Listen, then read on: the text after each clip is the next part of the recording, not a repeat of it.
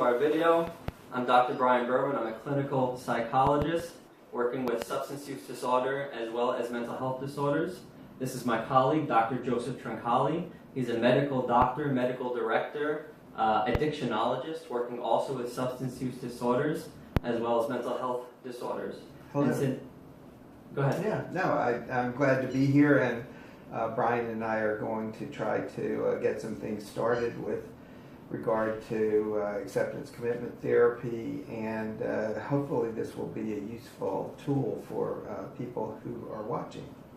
Yeah, and today we're introducing our channel, which is values-based recovery.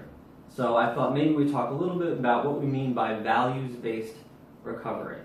Well, anybody suffering from addiction as well as mental health disorders, anything you're recovering from, right? It's important to understand what sort of develops and maintains these disorders and addictions. And mainly what develops and maintains addiction as well as mental health disorders is the need to escape. The need to escape any distressing internal thoughts, emotions, physiological sensations. And what happens is as we escape these internal stimuli, it really pulls us away from what we find important in life, our values. So basically who we want to be and what we want to do with our lives. So what we're trying to do is bring real awareness about how to not make decisions based on escaping uncomfortable thoughts and feelings, but based on who we want to be in life and what we value. And I'd just like to say that, for instance, this morning I was seeing a patient who had been suffering with alcoholism for a number of years, and who had, once you broke the story down, had suffered significant trauma as a child. He lost his father. He had had a mother who was alcoholic and abusive. And he's now in his 50s and has basically been living his life in the past, feeling as a victim, having been victimized, traumatized, all those sorts of things. And one of the things that we spent a lot of time talking about was just what Dr. Berman was talking about, that he had gotten away from his values because he was really stuck in all his trauma and all his past issues. So our job, I believe, is to help people move past whatever has gone before so that they can begin to do what they actually want to do with their life rather than being stuck in suffering because of their past. And so what we hope to do is use a little bit of acceptance and commitment therapy to help free people up from spending all that energy on focusing on how do I make my pain go away and get back into living, get back into flexibly living their lives from day to day.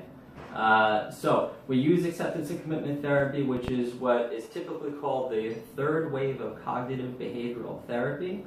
What that basically means is that we use some mindfulness skills to help patients identify, become mindful, and notice thoughts and feelings that are distressing to them. But rather than trying to change them, we help them change how they relate to those thoughts and feelings, altering how they function, so it frees them up to function in a life that is much more meaningful and valuable to them. What we hope to do is provide you guys with some resources as well as some experiential exercises.